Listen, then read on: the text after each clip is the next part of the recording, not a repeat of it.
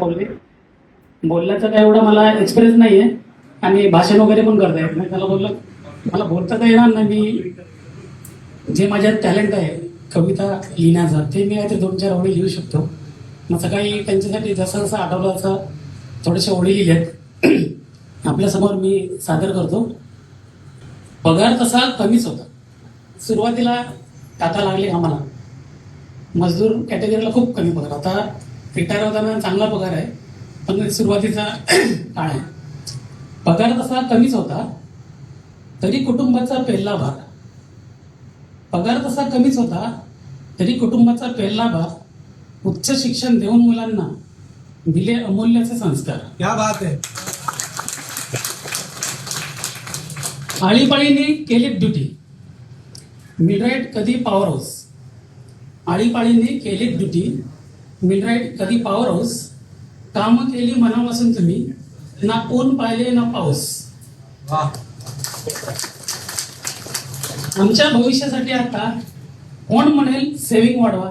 तुम्हाला पॉवर हाऊसच्या मुलांना पण माहिती असेल की रमेश काका सुरुवातीपासूनच आपल्याला उद्देश करत असतात की अरे पैशाचा वाचवा, इथे घेतवा, प्रॉपर्टी घेतली असेल तर अशी सेव्हिंग करा. नेहमी ते चांगले चांगले सल्ले देतात.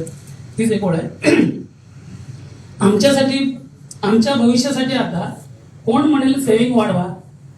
मस्ती केल्यावर हक्काने आता कोण म्हणेल आम्हाला हक्काने लाडाने गाढवा म्हणून ते ओरडतात.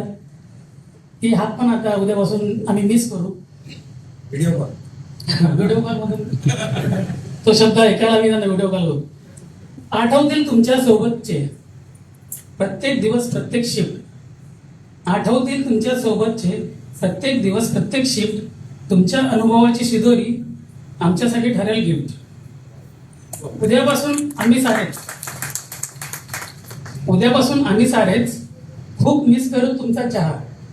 तुम्हाला माहिती असेल की रमेश काका उत्कृष्ट असे चहा बनवतात आणि त्यांच्या हाताला इतकी गोडी आहे की किती इच्छा नसली चहा प्यायची तरी ती चहा पिल्याशिवाय कोण सुटू शकत नाही डिपार्टमेंटमध्ये. उद्यापासून आम्ही सारेच खूप मिस करू तुमचा चहा. पुढील सुंदर आयुष्यासाठी सदैव तुम्ही निरोगी राहा.